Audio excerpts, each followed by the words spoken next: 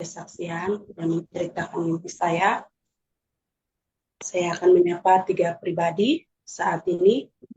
Shalom Elohim, salam hormat bagi roh Bapa Yahweh yang ada pada diri Pak Eman Rahagu, dan Shalom Elohim, salam hormat bagi Pangeran Ilahi, roh Alfa dan Omega, yaitu Tuhan Yesus Kristus itu sendiri. Dan Shalom Elohim bagi pribadi Roh Kudus, roh kebenaran yang ada pada diri mempelai yang tercantik, terelok, yang mempesona di hati Bapa, yaitu Ibu P. Hamdani. Ya, di saat ini saya mau menceritakan mimpi saya, di mana tiba-tiba saya ada di salah satu tempat, dan di tempat itu banyak gunung sekali, dan di situ, tetapi di situ saya melihat tiba-tiba air laut naik dan menutup gunung itu, tetapi saya dengan ada beberapa orang, bahkan saya melihat juga bukan orang Indonesia saja, tetapi ada beberapa orang juga orang luar negeri yang ada di dalam rumah itu, tetapi rumah itu terapung di atas air. Lalu saya ini melihat keluar lewat jendela rumah itu. Saya melihat air laut itu sudah penuh, sudah tutup gunung-gunung itu, dan saya kaget dengan gunung-gunung yang tinggi itu sudah ditutup oleh air laut. Seperti itu saja mimpi saya. Biarlah saat ini Bapak Yahweh bisa mengartikan dengan apa yang saya mimpikan itu. Ya, terima kasih. Saya kembalikan kepada Ibu Esther. Ya, terima kasih Bu Tan Olivia. Terima kasih mimpinya. Silakan Pak Eman untuk menjelaskan. Ya, terima kasih banyak. Dan memang iya, sebenarnya ya itu ya sudah mulai terjadi. Tapi mungkin ke depan ini lebih parah lagi sebenarnya. Jadi itu muka Tuhan yang lebih parah lagi di kemudian hari ini. Tapi kepada anak Tuhan diberitahukan bahwa itu harus terjadi dan kita tidak perlu takut. Di situ tadi kan ada sekelompok atau beberapa orang ya, anak-anak Tuhan ada di dalam rumah, tapi rumah itu mengapung. Itu gambaran sementara gambaran batera. Jadi batera itu ya memang berlayar, dia mengapung dia. Jadi cara bukan dalam arti kita langsung naik perahu kalau banjir, bukan. Jadi maksudnya itu ada penyelamatan Tuhan, ada cara Tuhan untuk menyelamatkan, sehingga kita jangankan kita ikut terhanyut arus, basah pun dengan di air pun ya tidak kita kena basah kan. Jadi itu perlindungan Tuhan, bukan dalam arti nanti ya mungkin ada perahu kita naik di situ. Jadi hanya gambaran ya, bukan seperti itu. Jadi ya gunung-gunung itu kalau memang ditutupi semua air ya memang itu terjadi sebenarnya bencana. Tapi ya itu bencana itu semakin cepat kalau memang kan semakin orang itu menghujat.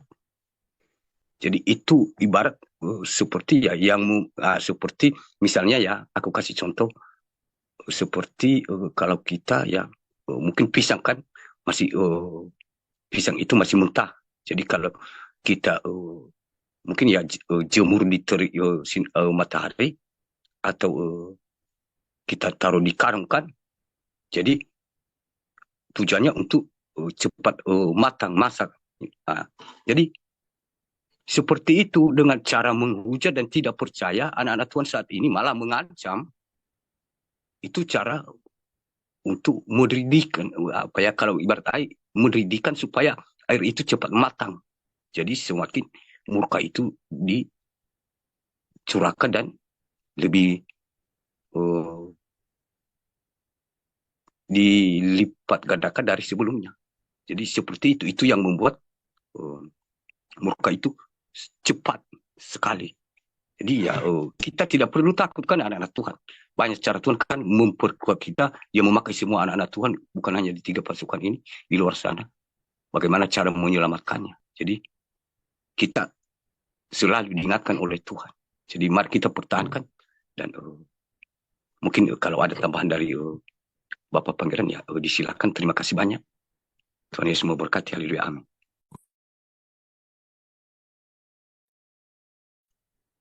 Baik, terima kasih Bapak Eman Rahayu untuk penjelasannya. Silakan Pangeran Ilahi Tuhan Yesus Kristus, mungkin ada tambahan untuk penjelasannya. Ya, itu gambaran tentang tsunami ya, ke depannya itu tingginya bisa sampai mencapai setinggi yang tadi disebutkan oleh Bu Chan Olivia ya. Begitu sudah tidak takut, tidak khawatir, tidak panik ya, kalian akan terselamatkan ya. Pasti akan ada bantuan, entah itu malaikat, entah itu seseorang, entah itu tetangga kalian, atau orang yang tidak dikenal, tiba-tiba akan mengarahkan kalian pergi kemana atau arahan kemana untuk menghindari kejadian itu, supaya kalian terselamatkan. Karena masing-masing kota, masing-masing yang ada di dalam kota tersebut kan level iman mereka kan berbeda-beda. Mereka ada yang terselamatkan tergantung di tiang listrik atau di atap-atap rumah atau di pohon kelapa. Yang terpenting mereka terselamatkan. Karena tsunami itu tidak bisa diprediksi oleh BMKG ya, tidak bisa diukur oleh sistem dunia ya. Pelacakan itu tidak bisa dilacak ya. Kejadian alam itu tiba-tiba saja terjadi. Tingginya itu tidak bisa dikira-kira ya. Walaupun nanti BMKG itu memikirkan tingginya itu sampai 20 meter, 30 meter, tapi realitanya bisa 50 atau 100 meter lebih ya, tsunami itu yang akan naik.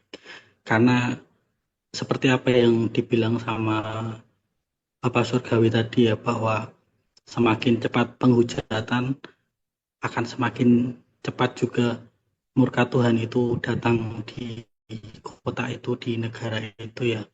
Segala bentuk kefasikan. Karena tahun ini bahkan tahun depan itu hukum karma itu berjalannya sangat cepat ya, sangat amat cepat. Di situ ada penghujatan, penghinaan, murka Tuhan itu langsung turun ya, tanpa harus menunggu waktu minggu atau bulan lagi, tapi hitungan jam ataupun hitungan menit ya. Jadi hati nurani manusia itu kan Tuhan yang tahu ya. Ketika mereka menyangkal nama Tuhan, menjual nama Tuhan, ya terdapatlah di situ murka Tuhan itu tercurah benar-benar ya.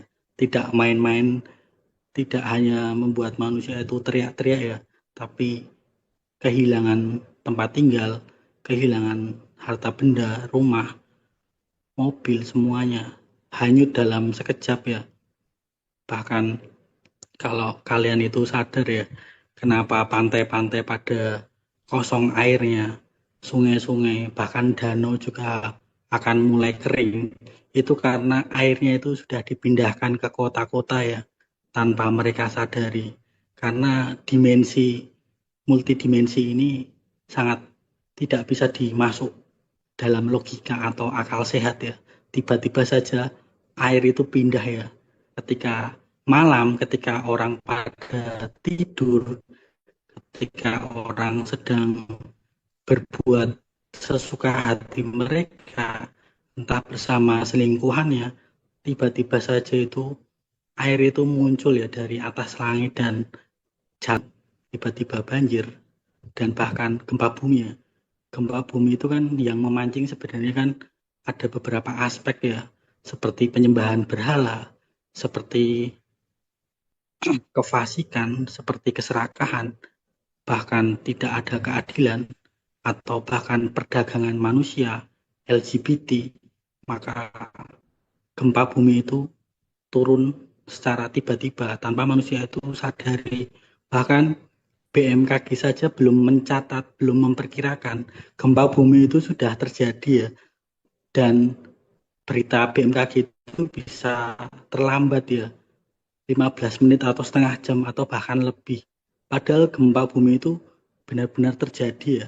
Bahkan kalau kalian itu peka ya terhadap gempa bumi sekarang itu baru saja terjadi di Jepang. Kalian lihat saja beritanya bahwa ada gempa bumi yang baru saja terjadi di Jepang. Padahal kemarin baru saja terjadi di Myanmar atau di Thailand ya. Ini tadi barusan terjadi gempa bumi di Jepang. Baru saja terjadi 6, atau berapa ya. Kalian harus peka terhadap kondisi zaman ini. Kalau kalian tidak peka ya, kalian tidak tahu apa yang terjadi. Kalian harus sering berpuasa, membaca firman, berjaga-jaga, supaya saat terjadi bencana alam itu, kalian tidak takut, tidak panik, tidak khawatir akan apa yang terjadi ke depan. Karena kalian mengandalkan kuasa dari Tuhan untuk berjaga-jaga. Kalau kalian tidak berjaga-jaga ya, kalian tidak tahu ya kuasa Tuhan itu datang atas diri kalian atau pada diri orang yang mengandalkan Tuhan. Itu kalian sendiri yang bisa menjawab, hati masing-masing anak-anak Tuhan yang bisa menjawab. Karena kedepannya banyak sekali anak-anak Tuhan yang merasa diri sudah benar-benar mencari Tuhan, tapi kenyataannya mereka masih di jalur abu-abu, hanya setengah-setengah saja, hanya suam-suam kuku saja. Terlihat di tren, dilihat dari orang lain atau manusia yang lain, mereka rajin ke gereja, rajin di perkumpulan, tapi kenyataannya secara pribadi, secara hati mereka tidak pernah mencari hadirat Tuhan. Sampai di rumah ya mereka tidur, main HP, asik dengan dunia sendiri, lupa untuk memuji memuliakan nama Tuhan, lupa untuk berdoa, lupa untuk bersyukur. Karena mereka masih tertidur ya, masih memiliki sifat munafik. Jadi apa yang mereka ucapkan itu tidak sesuai dengan apa yang mereka lakukan. Maka tiba-tiba saja itu terjadi ya mereka akan kaget, akan heran, akan kebingungan ya, lari kemana, ke sana kemari ya, karena mereka sendiri menjalani hidup ini penuh dengan kemunafikan, penuh dengan sandiwara, penuh dengan drama. Maka tiba-tiba saja bencana alam itu terjadi. Itu mereka tidak bisa berbuat apa-apa, ngeblank begitu saja. Yang dia pegang pertama kali itu pasti HP ya, handphone ya, karena mereka sudah tergantung dengan alat itu, jebakan itu, supaya manusia itu tidak pernah mencari hadirat Tuhan, hanya main HP, hanya mengandalkan sosial media, itu yang mereka andalkan. Mereka tidak percaya, mereka hanya berpikir itu hanyalah editan, AI segala macam, karena kehidupan mereka itu kan ini ya, penuh dengan sandiwara, penuh dengan drama. Maka mereka tertutup ya mata rohani mereka akan kebenaran, karena mereka sendiri terjun di dunia persandiwaraan mereka, dunia panggung sandiwara mereka yang mereka bikin berepisode-episode. Makanya kebenaran itu datang kepadanya ya, mata rohani mereka tertutup ya, karena kehidupan mereka seperti itu. Jadi wajar saja kalau manusia itu ada kebenaran, mereka menolaknya. Ada berita yang sesungguhnya yang harus diterima, mereka tidak mau, karena mereka sendiri hidupnya masih dalam sandiwara, berepisode-episode, berjilid-jilid sandiwaranya. Sandiwara A belum selesai, mereka membuat sandiwara B.